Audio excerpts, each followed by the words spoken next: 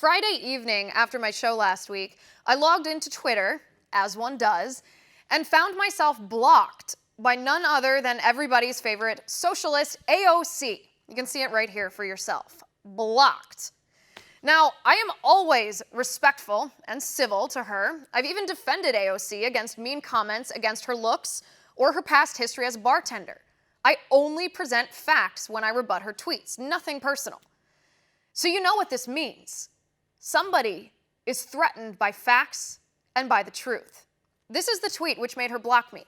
First, AOC tweeted, "Trump spent millions on a poorly attended one-day parade days after saying he couldn't afford toothpaste and soap for caged children. Did he ask Congress for military parade money? No. Trump held these kids hostage to secure billions for their abusers. Congress needs to see that." So I responded and said, stop. You voted no on a $4.5 billion bill to give emergency humanitarian relief to migrant children in the border detention centers. If you wanted to help the kids, you could have, but you didn't. Yeah, the truth stings. But you're a public official, AOC. It's a critical part of our public dialogue and self-government to hold elected officials accountable.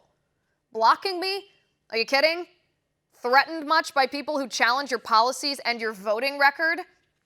I'm also team never block. I have legitimately never blocked a single person on Twitter. I love engaging with people who disagree with me. I guess AOC is not confident enough in her principles to do the same. Also, you would have to be a tech-illiterate granny to think that blocking somebody prevents them from seeing your tweets. So that means the only reason to block somebody is so your ideology isn't challenged. There's a fitting word for that: cowardice.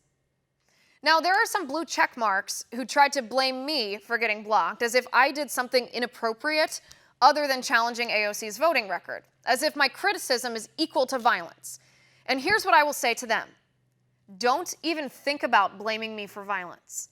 Violence and threats are 100% wrong. Duh. And it's a hideous and false accusation to try to blame me for other people's disgusting behavior. I challenged her congressional voting record, for goodness sake. This is what the left does.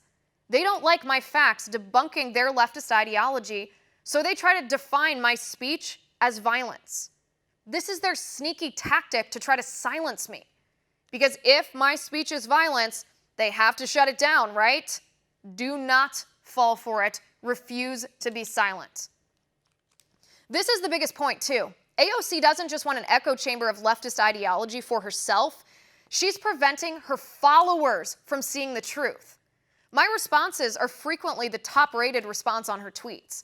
That means her followers see my fact checks when they view her tweets. That scares her. But at the end of the day, AOC is just proving that the tactics in my book, Tipping Points, on how to defeat and debate the left work. She got so scared when I used them on her and exposed her lies that she blocked me. And that's my final point.